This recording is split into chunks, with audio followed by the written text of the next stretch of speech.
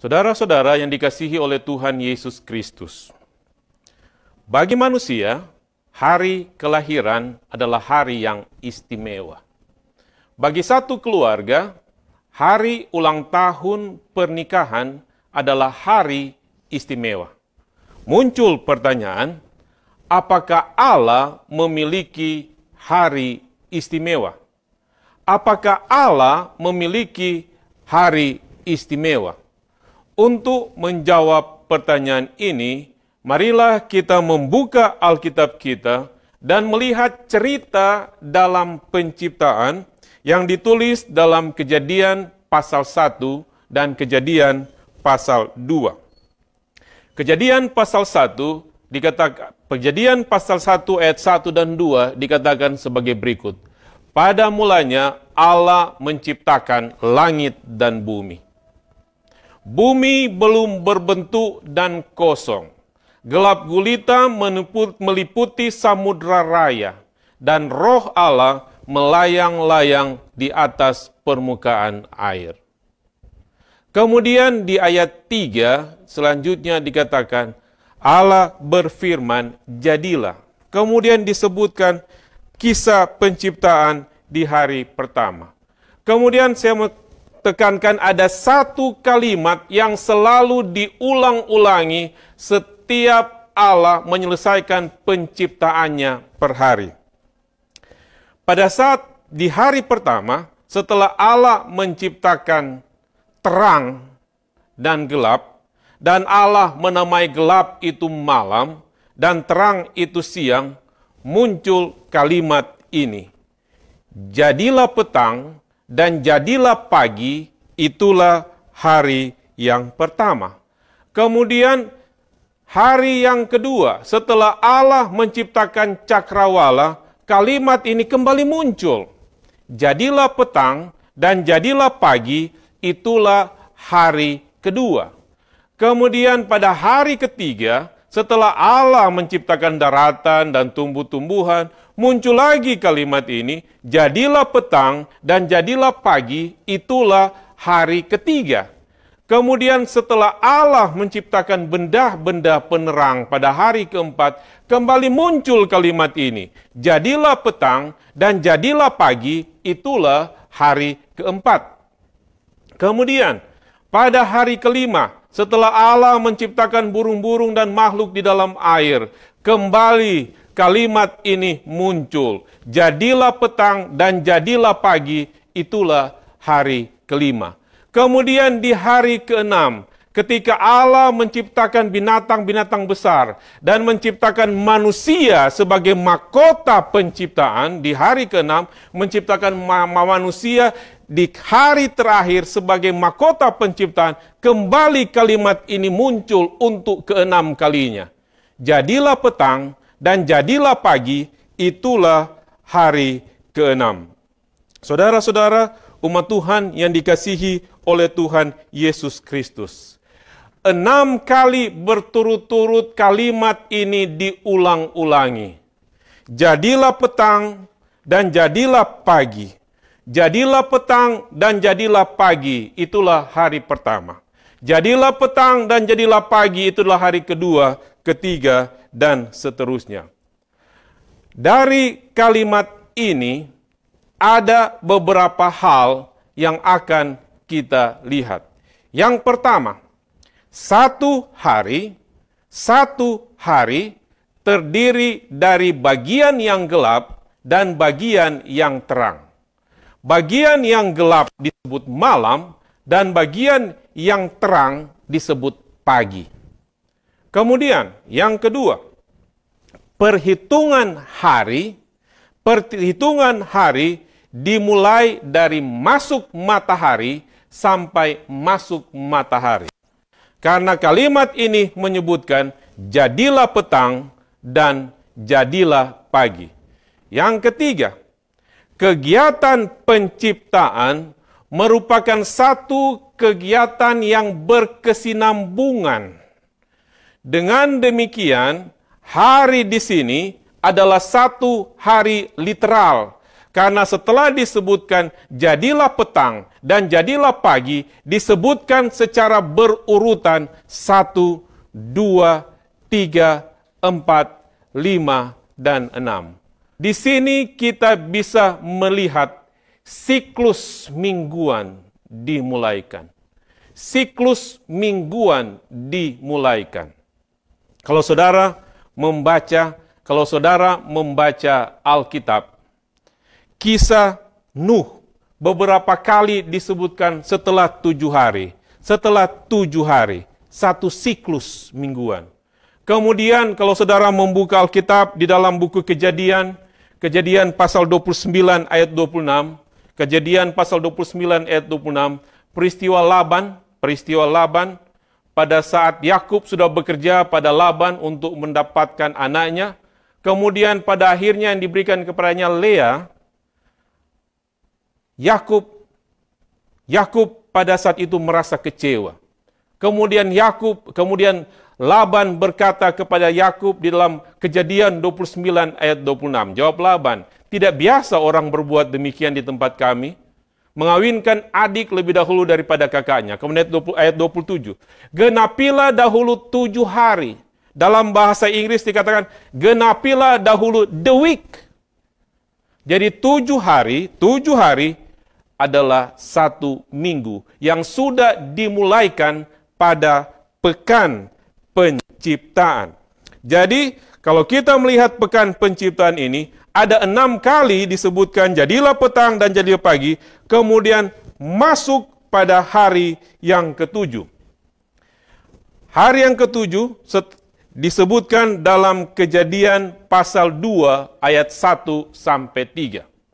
Demikianlah diselesaikan langit dan bumi dan segala isinya. Ketika Allah pada hari ke-7 telah menyelesaikan pekerjaan yang dibuatnya itu, berhentilah ia pada hari ke-7 dari segala pekerjaan yang telah dibuatnya itu, lalu Allah memberkati hari ke-7 itu, dan menguduskannya, dan pada hari itulah ia berhenti dari segala pekerjaan penciptaan yang telah dibuatnya itu. Saudara-saudara, ayat 2 dan 3 dari Kejadian pasal 2 ini disebutkan hari ke-7 sebanyak 3 kali. Apa yang dilakukan Allah pada hari yang ke-7 ini?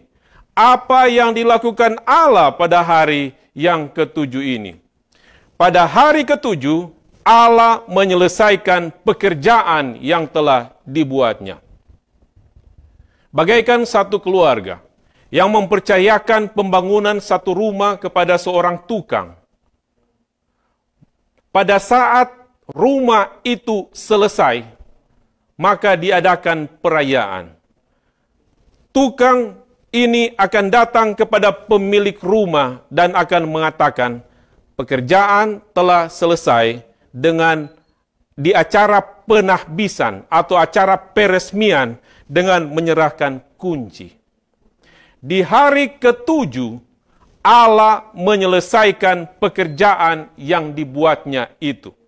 Di hari ke-7, Allah menyatakan pekerjaan penciptaan telah selesai.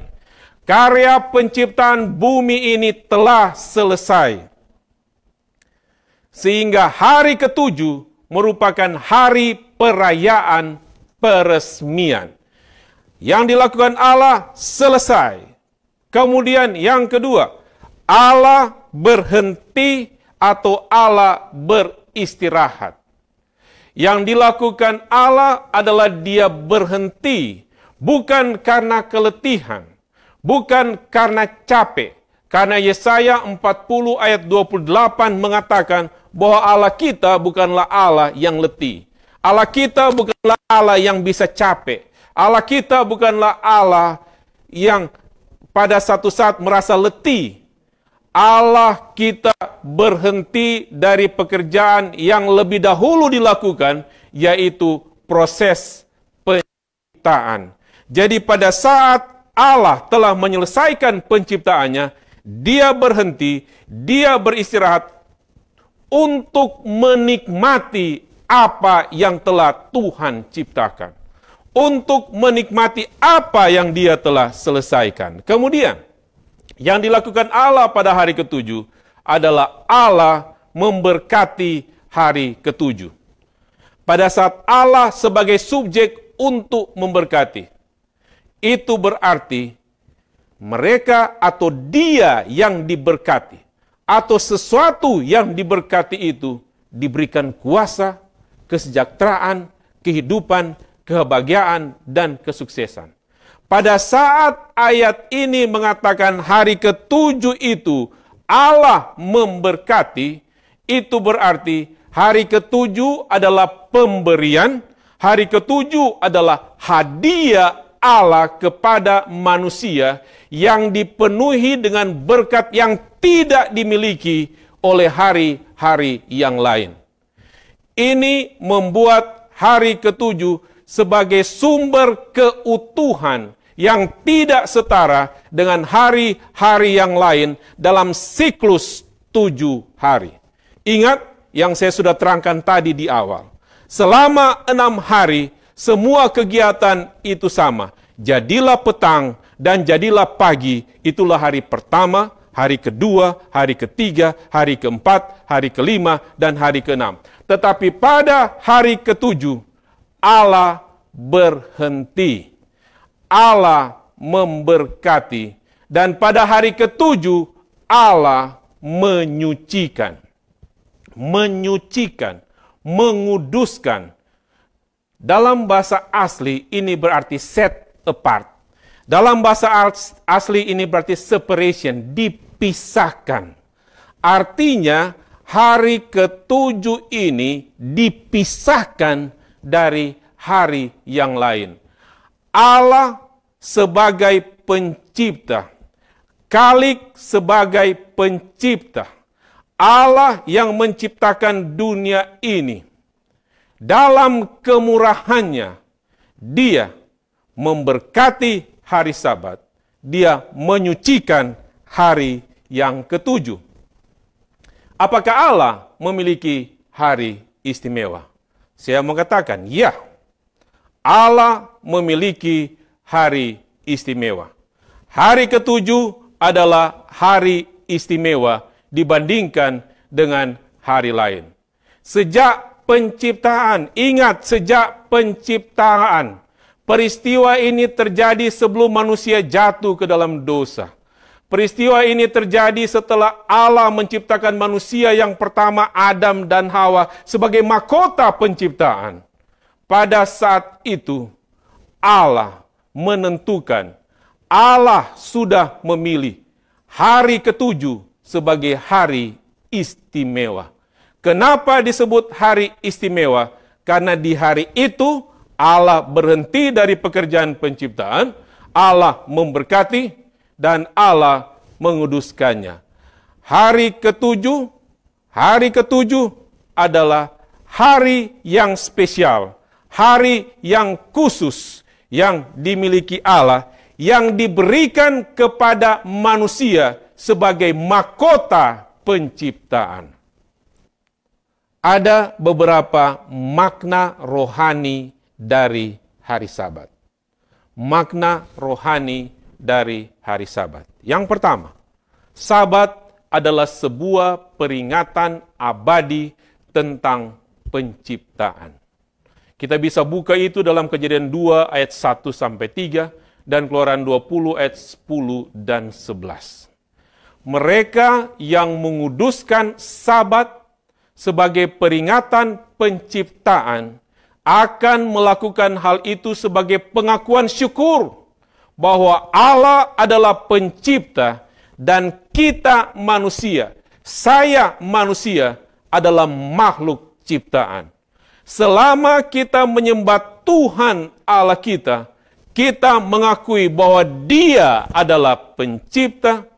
Selama kita memelihara hari Sabat ini berfungsi bahwa kita mengetahui Allah sebagai pencipta kita. Hari Sabat ini adalah tanda, adalah peringatan bahwa Allah adalah pencipta kita. Yang kedua, hari Sabat adalah simbol penebusan.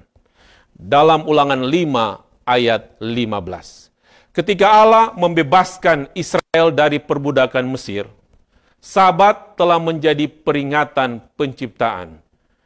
Kemudian di Ulangan 5 ayat 15 ditambahkan lagi, Sabat menjadi peringatan pembebasan.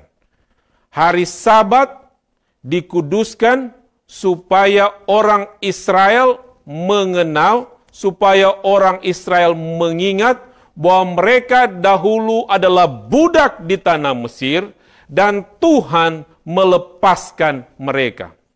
Saudara-saudara, manusia dewasa ini perlu melepaskan diri dari belenggu yang datang dari keserakahan. Perlu melepaskan diri dari belenggu gila kekuasaan. Perlu melepaskan diri dari ketidaksetaraan sosial. Perlu melepaskan diri dari dosa dan keegoisan.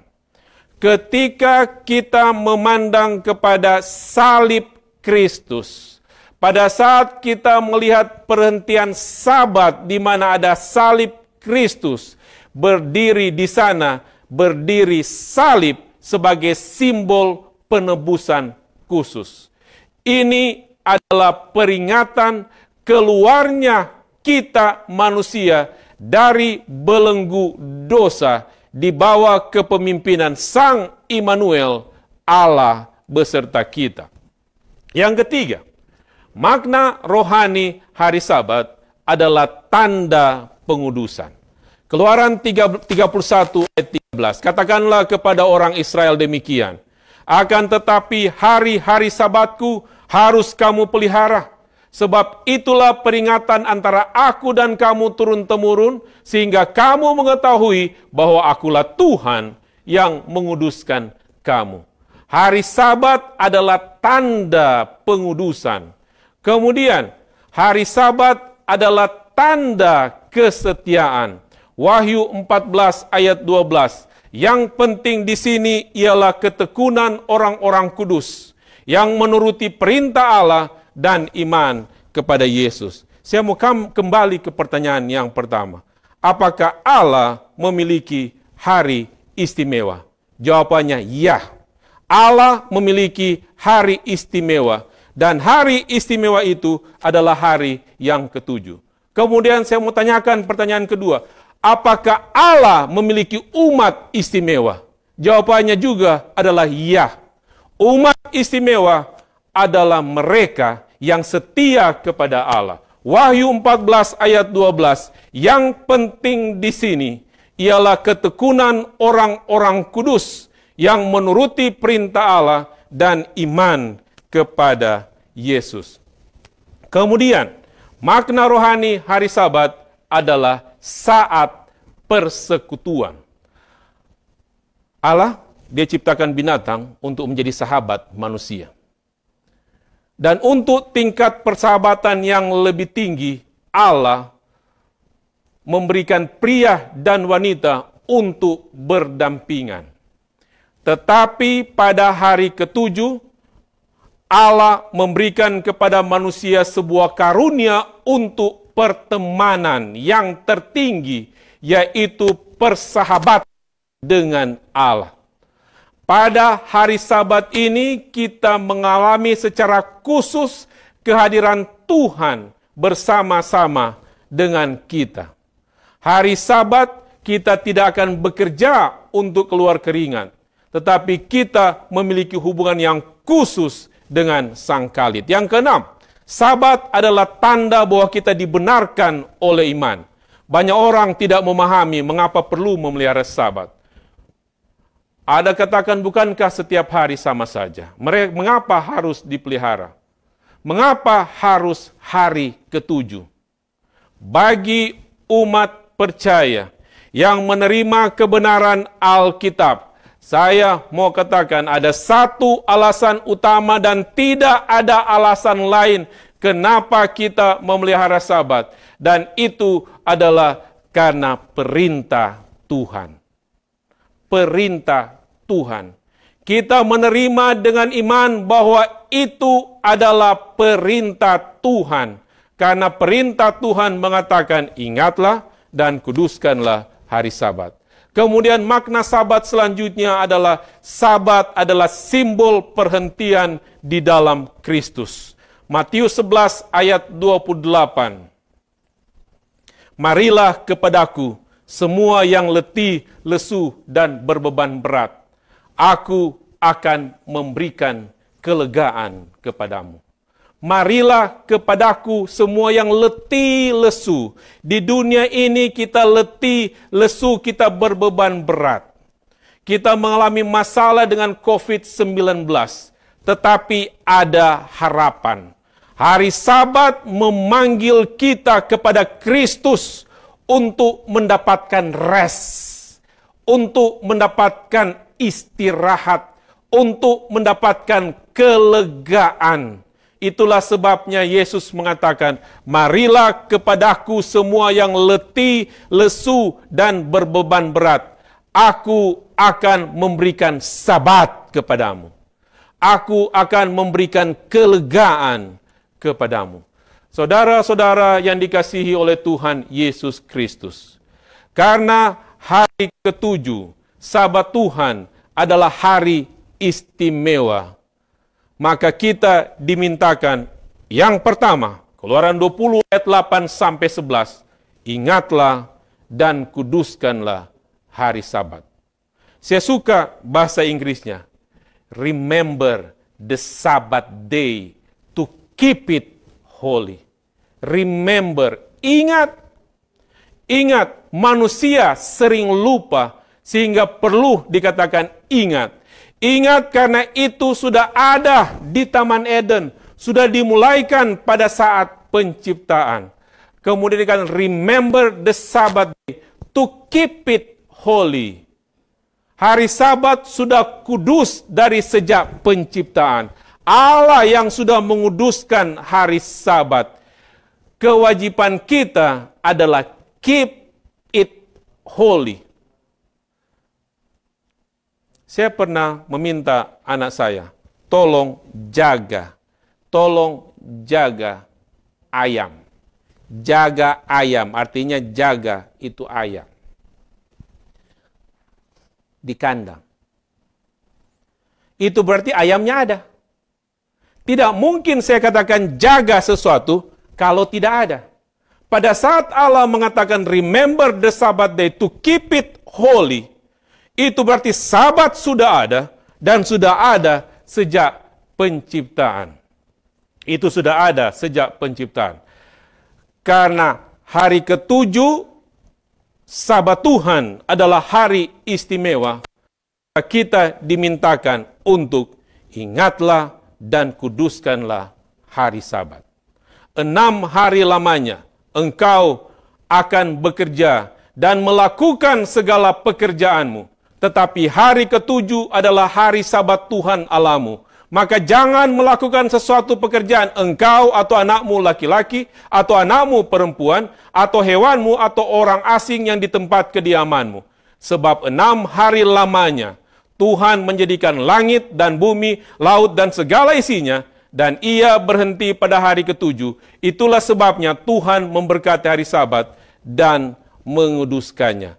Ada satu hal juga yang saya mau tekankan di dalam Keluaran 20 ayat 8-11. Kalau di buku Kejadian, pada saat Allah menciptakan hari pertama sampai hari ke-7, di Kejadian pasal 2 ayat 2 dan 3 hanya disebutkan hari ke-7, bahwa ke-7 adalah hari yang spesial. Di dalam Keluaran 20 ayat 10 dikatakan, tetapi hari ke-7 adalah hari Sabat Tuhan. Hari ke-7 adalah hari Sabat Tuhan. Kalau di buku Kejadian hanya disebut hari ke-7, di sini lebih dijelaskan lagi, sola scriptura. Di sini lebih dijelaskan lagi bahwa hari ke-7 adalah hari Sabat Tuhan Allahmu. Karena hari ke-7 adalah hari istimewa, maka manusia dimintakan untuk ingatlah dan kuduskanlah hari Sabat. Karena hari ketujuh adalah hari Sabat Tuhan yang istimewa, maka manusia dimintakan untuk datang kepada Yesus. Matius 11 ayat 28. Marilah kepadaku semua yang letih, lesu, dan beban berat. Aku akan memberi kelegaan kepadamu. Come unto me, all ye that labor and are heavy laden, and I will give you rest. Aku akan memberikan Sabat kepadamu. Anak manusia adalah Tuhan atas hari Sabat. Karena hari ketujuh adalah hari Sabat Tuhan adalah istimewa, maka kita manusia dimintakan untuk mengikuti teladan Yesus. Lukas 4 ayat 16. Ia datang ke Nazaret tempat ia dibesarkan. Dan menurut kebiasaannya, pada hari Sabat, ia masuk ke rumah ibadat, hendak membaca dari Alkitab. Karena hari ketujuh, Sabat Tuhan, hari istimewa, kita dimintakan untuk menghormati hari Sabat. Kita dimintakan untuk menghormati hari Sabat. Yesaya 58 ayat 13 dan 14 menggambarkan bagaimana kita menghormati hari Sabat ini. Ayat 13 dari Yesaya 58 mengatakan, apabila engkau tidak menginjak-injak hukum Sabat dan tidak melakukan urusanmu pada hari kudusku, apabila engkau menyebut hari Sabat hari kenikmatan dan hari kudus Tuhan hari yang mulia, apabila engkau menghormatinya dengan tidak menjalankan segala acaramu dan tidak mengurus urusanmu atau berkata omong kosong. Ayat 14. Maka engkau akan bersenang-senang karena Tuhan. Dan aku akan membuat engkau melintasi puncak-puncak di bumi dengan kendaraan kemenangan. Aku akan memberi engkau dari milik pusaka Yakub, aku akan memberi makan engkau dari milik pusaka Yakub, bapa leluhurmu. Sebab mulut Tuhanlah yang mengatakannya, kendaraan kemenangan. Pada saat kita memelihara hari Sabat, dikatakan kita akan mengendarai kendaraan kemenangan yang membawa kita melintasi puncak-puncak bukit di bumi. Pada setiap hari Sabat, kita akan mendapatkan kenikmatan. Kita akan mendapatkan kedamaian. Kita akan mendapatkan jaminan penyertaan Tuhan. Pada hari Sabat adalah hari di mana kita bersenang-senang karena penyelamatan Tuhan. Karena Dia, Allah, membawa kita melintasi bukit-bukit di bumi. Melintasi bukit-bukit di bumi melambangkan bukit-bukit di bumi ini melambangkan dosa dan ketidaksetiaan dan berhala. Kita bisa baca itu dalam 2 Tawarikh 33 ayat 19. Bukit-bukit di bumi adalah tempat di mana orang mempersembahkan korban kepada ilah. Dan dikatakan kita akan melintasi bukit-bukit di bumi. Artinya dia akan membuat kita menang atas dosa dan membuat kita sadar bahwa Tuhan adalah bukit batu. Tuhan adalah pertahanan. Tuhan adalah sumber keselamatan kita. Kemudian disebutkan, aku akan memberi makan engkau dari milik pusaka Yakub. Komentar Alkitab menyebutkan tentang milik pusaka Yakub.